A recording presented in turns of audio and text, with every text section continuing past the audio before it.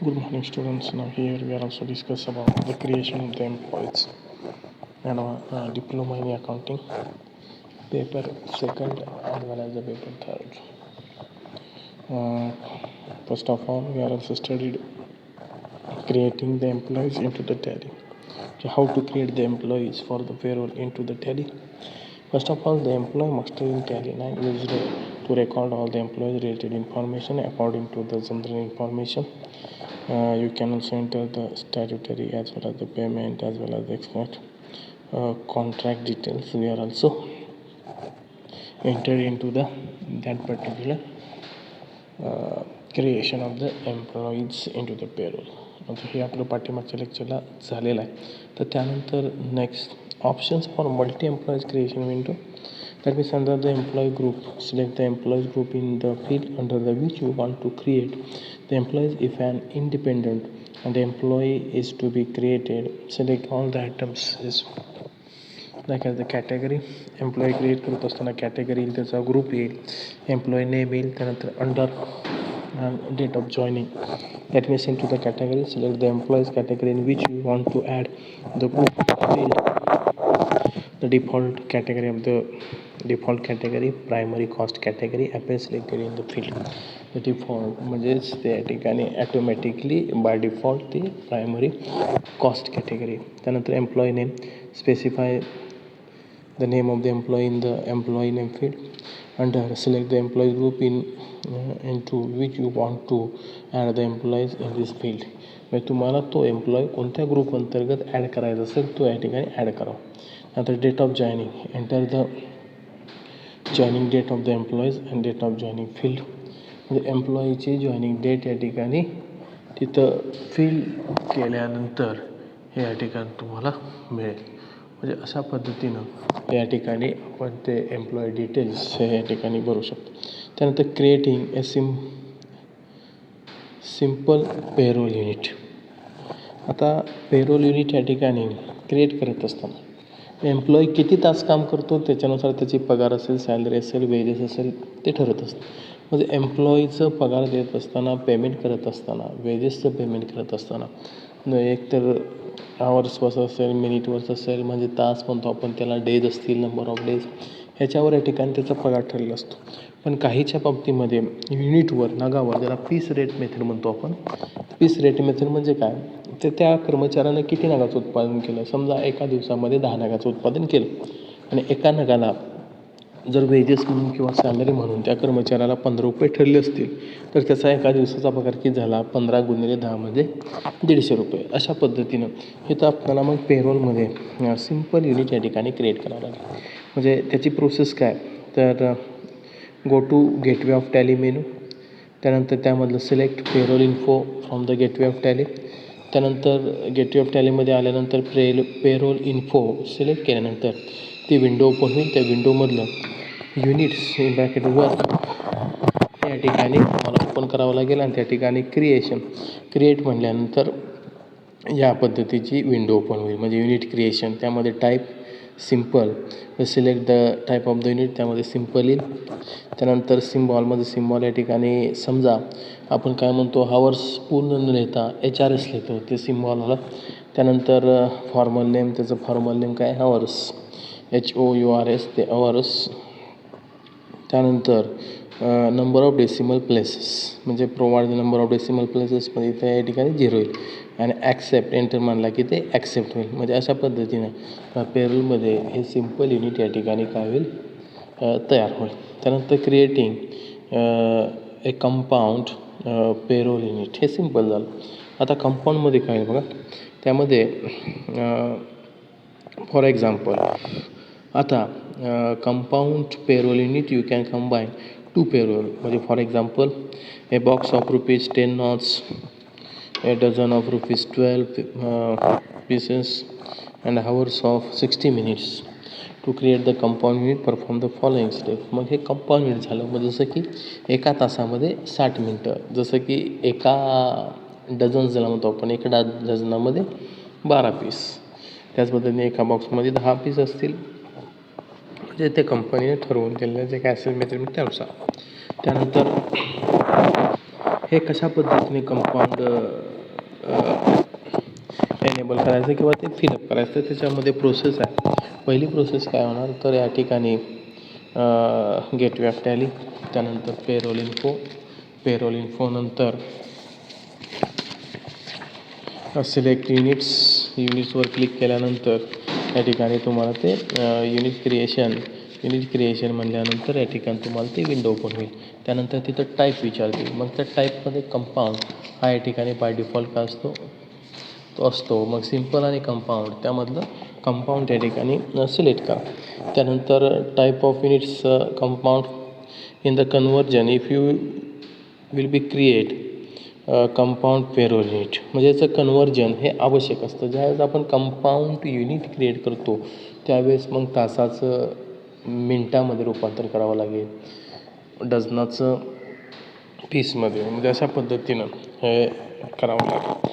त्यानंतर पहिल्या या ठिकाणी बघूयात टाईप ऑफ कंपाऊंड काय आलं, युनिट आलं. टाईप काय आलं, युनिट आलं. नॉट इन युनिट, कंपाऊंड आलं. युनिटचं या ठिकाणी कंपाऊंडचं टाईप. फर्स्ट युनिट मला select the first unit from the unit list. मग इथं युनिट लिस्ट असेल त्या युनिट लिस्टमधलं हावर्स आपण काय केलं, सिलेक्ट केलं.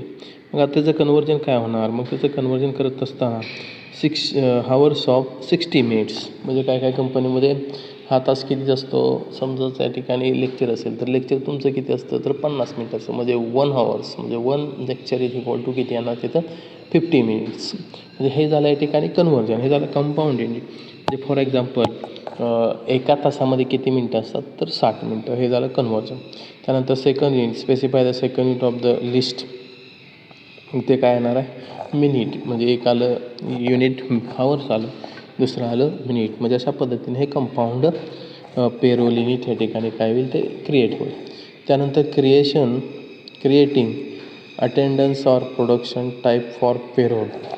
म्हणजे आता इथं अटेंडन्ससाठी किंवा प्रोडक्शन किंवा पेरोलसाठी या ठिकाणी अटेंडन्स असेल, तो अटेंडन्स या ठिकाणी महत्त्वाचा आहे.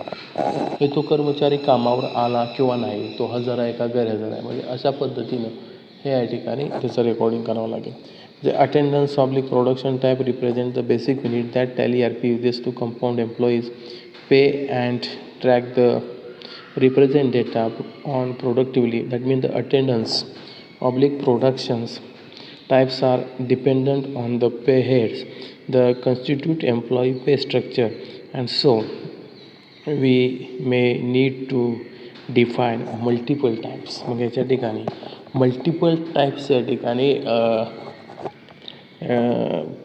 प्रोडक्शन या ठिकाणी अटेंडन्स असतो. मग त्याच्यामध्ये प्रेझेंट असेल, मग अटेंडन्स विथ लिव्ह असेल, विदाऊट लिव्ह असेल, पिरियड टाईप, अशा पद्धतीनं आहे. जे attendance oblique leave with pay, जे use this record to positive attendance and leave with pay. For example present किंवा सिक लिव्ह असेल, लिव्ह विदाऊट पे, जे under this record negative attendance, म्हणजे ॲबसेंट असेल, तुमचं लिव्ह विदाऊट पे असेल. Production type, म्हणजे under this record the production details, that mean the over Times are also including their use of define calendar, म्हणजे under this to create a user defined calendar which can be used later specify the variable number of production days for each month.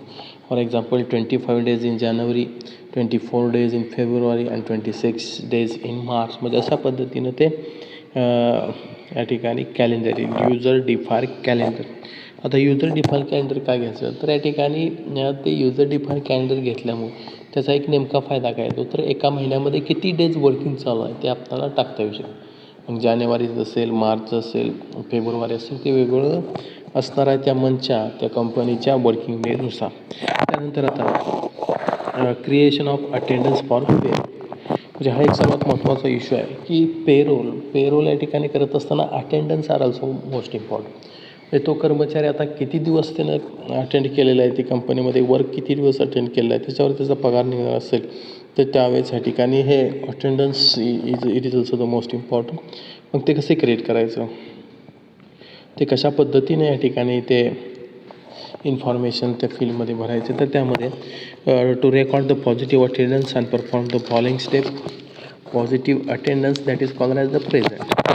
त्यामुळे ते gateway Tally, payroll info त्यानंतर attendance oblique production ते select करायचं आहे. ते select केल्यानंतर create attendance oblique production, त्याच्यामध्ये तुमचं विंडो ओपन होईल. प्रोडक्शन टाईप, त्यामध्ये नेम, प्रेझेंट, त्यामध्ये अंडर प्रायमरी आणि अटेंडन्स टाईप म्हणजे attendance oblique leave without with pay, leave with pay आणि पिरियड टाईप, त्यामध्ये डेज. मग तुमच्या जे डे वर्किंग डेज असतील ते आपण पिरियड टाईप फक्त काय डेज.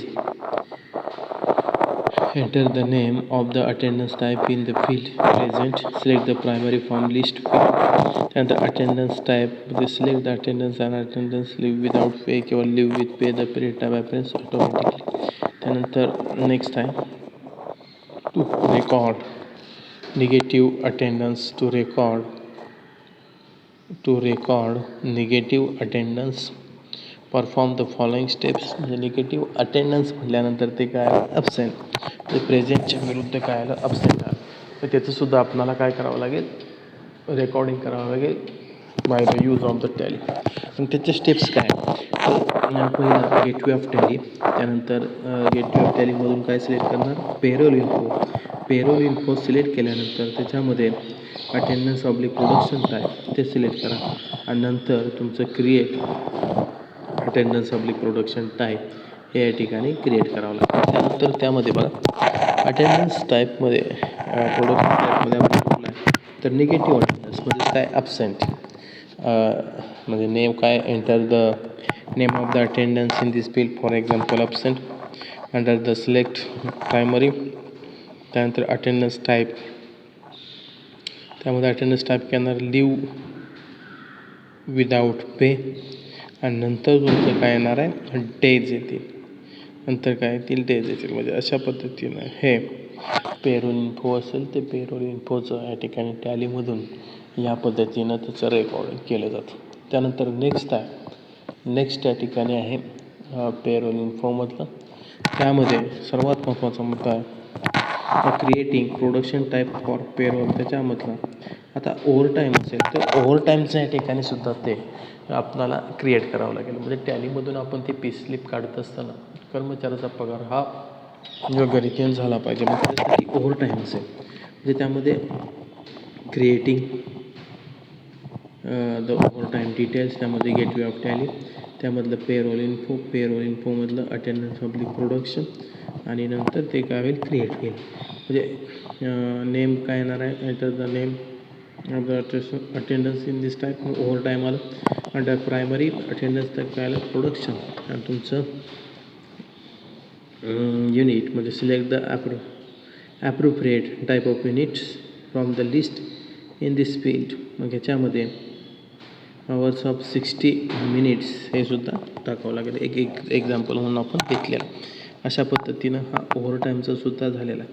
त्यानंतर creating the user define calendar type for payroll. म्हणजे you can use the user define calendar and type of compute the per day salary based on the variable days in each month based upon the pay heads and such is the basic pay. For example 25 days in January, 40 days 24 days in February and 26 days in March. Then create user defined calendar type to perform the following steps. म्हणजे user defined calendar असेल ते calendar हे या ठिकाणी तयार करत असताना टॅलीमध्ये कोणकोणत्या स्टेप्स आहेत तर पहिली स्टेप आहे नेम कॉलममध्ये काय येणार तर युजर कॅलेंडर म्हणजे या ठिकाणी select specify required name for attendance. त्यामध्ये काय आलं युजर कॅलेंडर. त्यानंतर under select the under the head field primary attendance type. Attendance टाईपमध्ये काय येणार आहे अटेंडन्स टाईपमध्ये युजर डिफाईन कॅलेंडर आणि शेवटी काय आलं पिरियड टाईप त्यामध्ये डेज. म्हणजे अशा पद्धतीने हे पेरोलमध्ये आपले युनिट्स आणि वेगवेगळ्या प्रकारचे ॲब्सेंट प्रेझेंट रिपोर्ट ज्याला आपण म्हणू शकतो attendance of the production report हे फिलअप केले जाते. त्यानंतर creating earning pay heads for the payroll. म्हणजे पेरोलमधला सर्वात महत्त्वाचा मुद्दा आहे तर पे हेडचा. मग आता कर्मचारी असेल त्या कर्मचाऱ्याला कोणकोणत्या हेड अंतर्गत पगार भेटतो हा सुद्धा एक महत्त्वाचा मुद्दा आहे. कर्मचाऱ्याला कोणकोणत्या हेड अंतर्गत हा पगार भेटत असतो. म्हणजेच कर्मचाऱ्याचं जे काय सॅलरी स्लिपमध्ये येणारं जे काय वेगवेगळ्या प्रकारचे हेडिंग असतील त्याची प्रिंटिंग ॲज इट इज हे टॅलीमधून निघाली पाहिजे. मग त्याच्यासाठी आपल्याला सुरुवातीला पे हेड्स क्रिएट करावे लागतात. आता पे हेड्स कशा पद्धतीने क्रिएट करायचे. पे हेड्समध्ये कोणकोणते हेड्स येतात, डिडक्शनमध्ये कोणकोणते हेड येतात हे आपल्याला या ठिकाणी माहीत असलं पाहिजे. आता पे हेड्स याचं क्रिएशन करत असताना त्याच्यामध्ये पहिला महत्त्वाचा मुद्दा आहे based on the calculation type of calculation period are also most important. Then next one is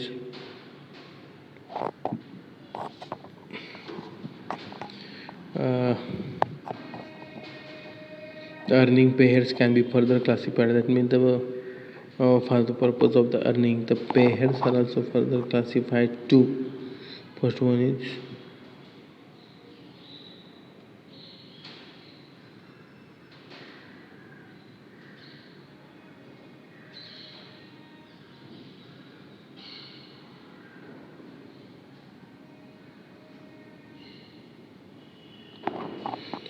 pay heads create करत असताना creating the pay heads for payroll. Based on the calculation type of the calculation, select the period. The earning pay heads can be further classified into following types. म्हणजे attendance based earning page असेल, computation based earning page असेल, production based earning page असेल किंवा user define earning page असतील. तर हे आपल्याला या ठिकाणी ते अगोदर सिलेक्ट करावं लागतं. म्हणजे creating earning pay heads with calculation type of the attendance for payroll. म्हणजे इथं पे हेड्स आपल्याला तयार करायचे आहेत with calculation type of as an attendance for payroll. त्यामध्ये process same, gateway of Tally, payroll info, त्यामधलं पेरोल इन्फोमधलं पे हेड्स आणि पे हेड्सवर एंटर दाबल्यानंतर क्रिएट पे हेड्स. म्हणजेच या ठिकाणी काय येईल तर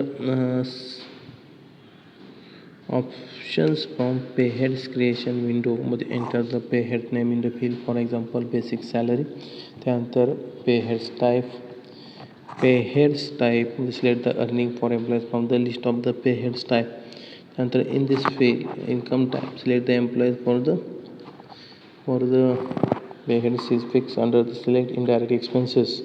म्हणजे बेसिक सॅलरी काय झालं, इनडायरेक्ट एक्सपेन्सेस. आता इनडायरेक्ट एक्सपेन्सेसमध्ये सर्वात महत्त्वाचा मुद्दा आहे. आता समजा कर्मचारी असेल त्या कर्मचाऱ्याला या ठिकाणी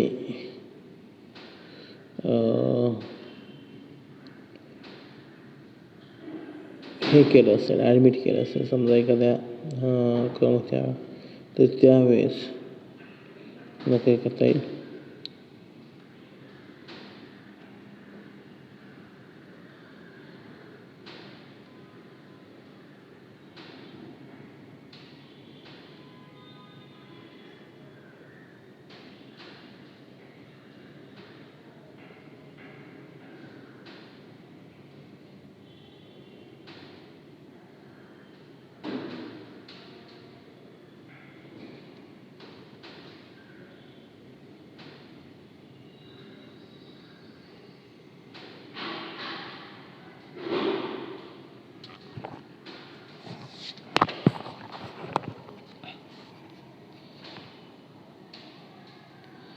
क्रिएटिंग द पे हेड्स. त्यामध्ये पे हेड्समध्ये select the pay head types earning for the employees. म्हणजे बेसिक सॅलरीचं हे काय होतात, पैसे त्या कर्मचाऱ्याला मिळतात. म्हणजे हे काय पे हेड टाईप आला earning for the employees from the list of pay head. आता इन्कम टाईप, मग select the income type for pay heads as fixed. नंतर under select the indirect expenses from the list of the group. मग expenses असतील त्यामध्ये select करायचं. Affect the net salary, set option yes म्हणलं की तर या ठिकाणी if you want pay head office and the net salary. त्यानंतर तुम्हाला नेट सॅलरी करायचं असेल तर ते तुम्हाला एस म्हणावं लागेल.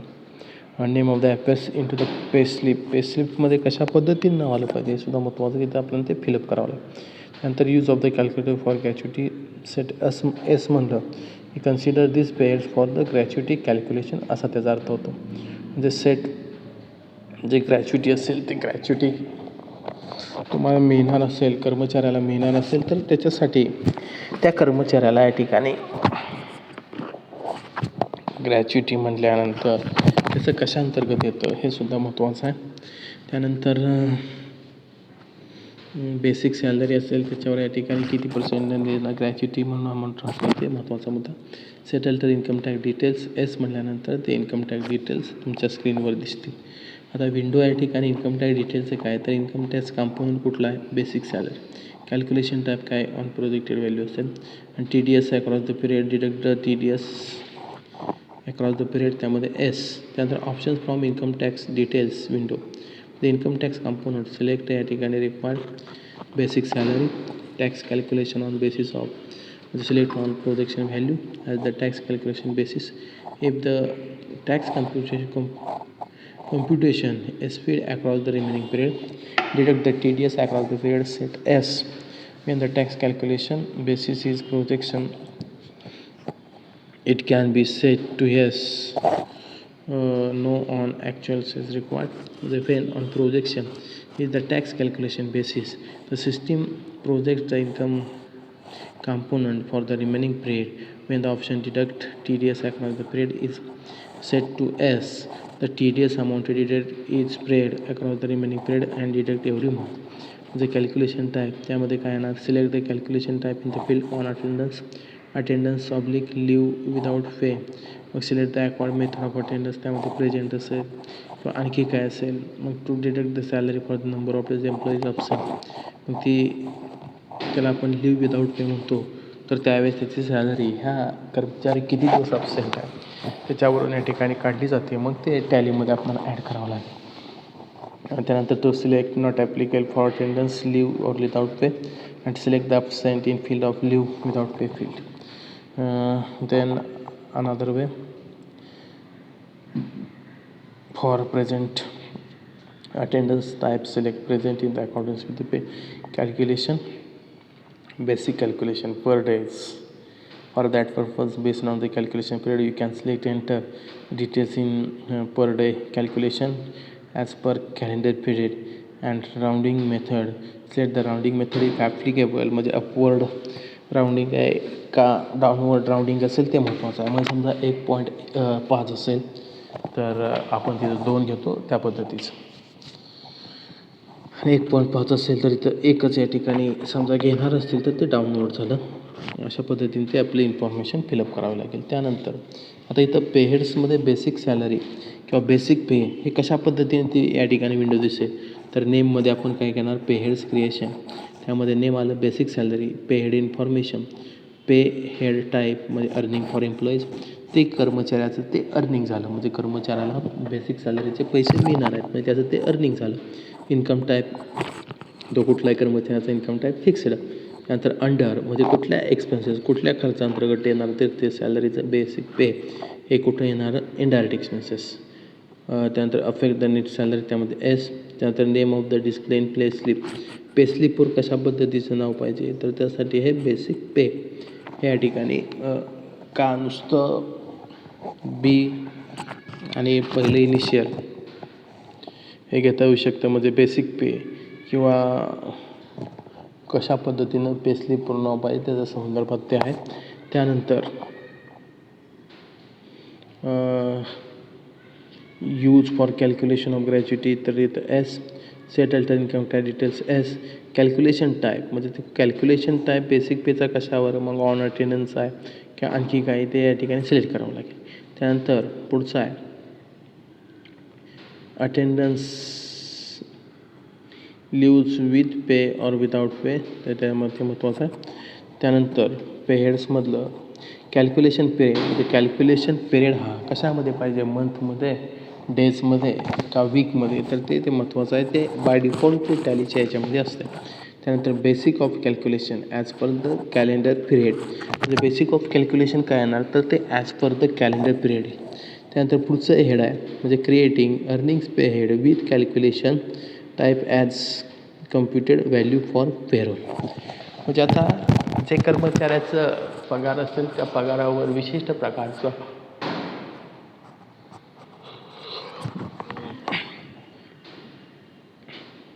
वेगवेगळे अलाउन्सेस असतील, त्या अलाउन्सेसच्या बाबतीमध्ये ते महत्त्वाचे मुद्दे असतात. म्हणजेच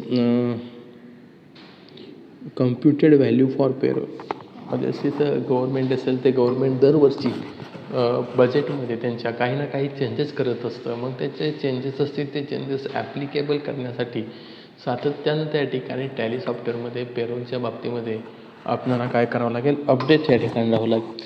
म्हणजे creating the pay heads for the payroll म्हणजे बेसिकली पहिला आपला पेरोल झाला.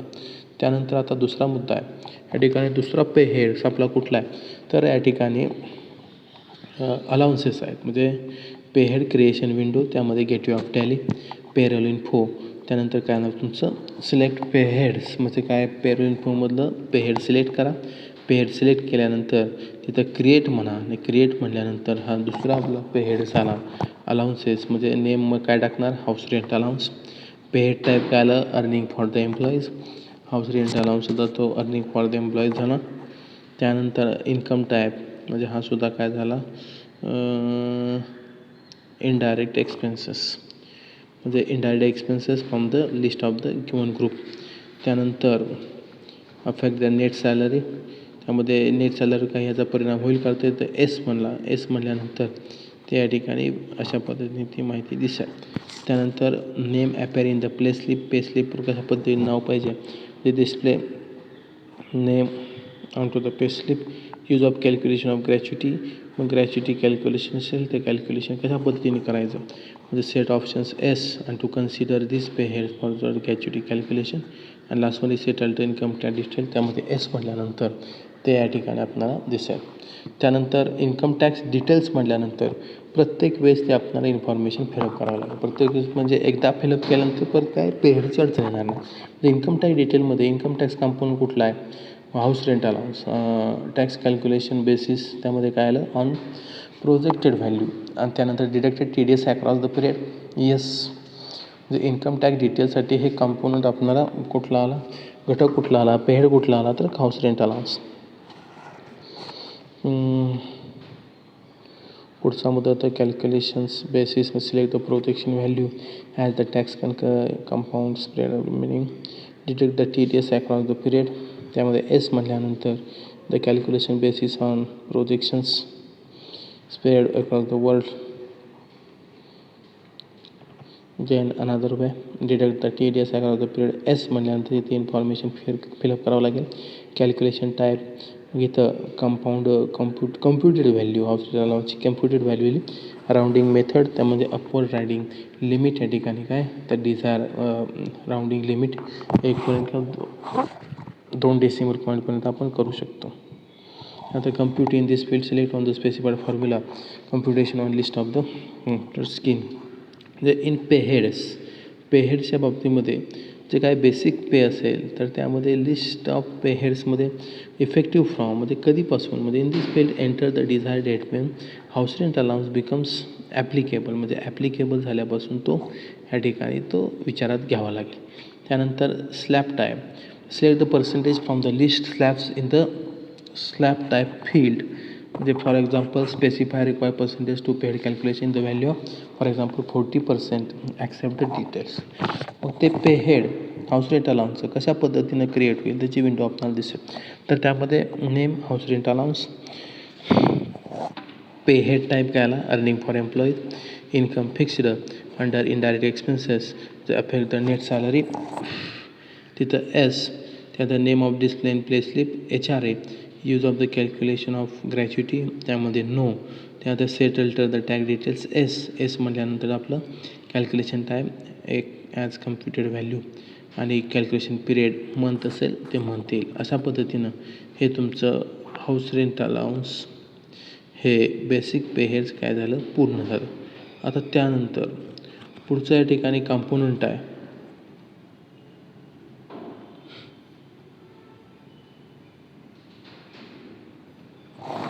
पुढचा पे हेड्स. पे हेड्स याच पद्धतीने होतील फक्त आता पेहेड्समध्ये काय काय येतं तर तुमचं बेसिक सॅलरी झालं. बेसिक सॅलरीनंतर आता हाऊस रेंट अलाउन्स आपण दुसरा पेहेड्स क्रिएट केला. आता पेहेड्स क्रिएट करण्याची सेम प्रोसेस म्हणजे काय ना पहिलं गेटवे ऑफ त्यामधलं पेरोल इन्फो म्हटल्यानंतर त्यामधलं सिलेक्ट पेहेड्स आणि क्रिएट अशा पद्धतीने ते प्रोसेस या ठिकाणी तुमची पूर्ण होईल. त्यानंतर बघा options for pay head creation with creating the earnings payheads with fixed income type of payroll. The creating the flat rate based payheads, for example, convenience does not appear depend upon the attendance perform the following steps. त्यामध्ये काय येईल तुमचं gateway of tally त्यामधलं select या ठिकाणी payroll इन्फोमधलं या ठिकाणी तुमचं पेहेड्स आणि पेहेड्स केल्यानंतर एंटर दाबल्यानंतर तिथं ते विंडो ओपन होईल. त्या विंडोमध्ये तुमचं नेम असेल, कुठला पेहेड्स असेल त्याचं नाव, मग ते आलं कन्व्हिनियन्स. त्यानंतर पेहेड टाईप काय आहे तर पेहेड ह्या ठिकाणी टाईप्स ते काय झालं अर्निंग फॉर द एम्प्लॉईज. त्यानंतर income type select the income त्यामध्ये फिक्स्ड. आणि त्यानंतर तुमचं अंडर ते कशा अंतर्गत येतात डायरेक्ट एक्सपेन्सेस येईल, इनडायरेक्ट एक्सपेन्सेस येईल ते या ठिकाणी आपल्याला सिलेक्ट करावं लागेल. त्यानंतर अफेक्ट द नेट सॅलरी त्यामध्ये S not appear in play slip in the field of display. त्यानंतर नेक्स्ट आहे use of the particular period of gratuity set option S म्हटल्यानंतर त्या ठिकाणी आपल्याला ती विंडो ओपन होईल. ती विंडोमध्ये आपल्याला ती इन्फॉर्मेशन फिलअप करावी लागेल. त्यानंतर पुढचा मुद्दा आहे इन्कम टॅक्स डिटेल्ससाठी वेगवेगळ्या या ठिकाणी अलाउन्सेस असतात. Convenience is also called as the transportation allowance for the purpose of the businesses activity for the purpose of businesses. त्यामध्ये इन्कम टॅक्स कंपोनंट टॅक्स त्या ऑप्शन त्यामध्ये tax calculation basis on projected value deduct the TDS across the period त्यामध्ये S. त्यानंतर पुढचं येतं convenience हे window दिसते ते आपल्याला टॅलीमध्ये हे या ठिकाणी कशा पद्धतीने ती विंडो असेल तर त्यामध्ये बघा पेहेड क्रिएशन नेम आलं कन्व्हिनियन्स. त्यानंतर पेहेड टाईप त्यामध्ये अर्निंग फॉर द एम्प्लॉईज ते एम्प्लॉईचं अर्निंग झालं. त्यानंतर income type fixed under indirect expenses affect the net salary as name on to display on to the pay slip त्यामध्ये convenience येईल. Use of the calculation of gratuity no settle the tax details as calculation type flat rate calculation period month. म्हणजे अशा पद्धतीनं हे कन्व्हिनियन्सचं पेहेड ह्या ठिकाणी तुमचं create होईल. Thank you very much. राहिलेले पेहेड्स आपण नेक्स्ट लेक्चरला पाहू.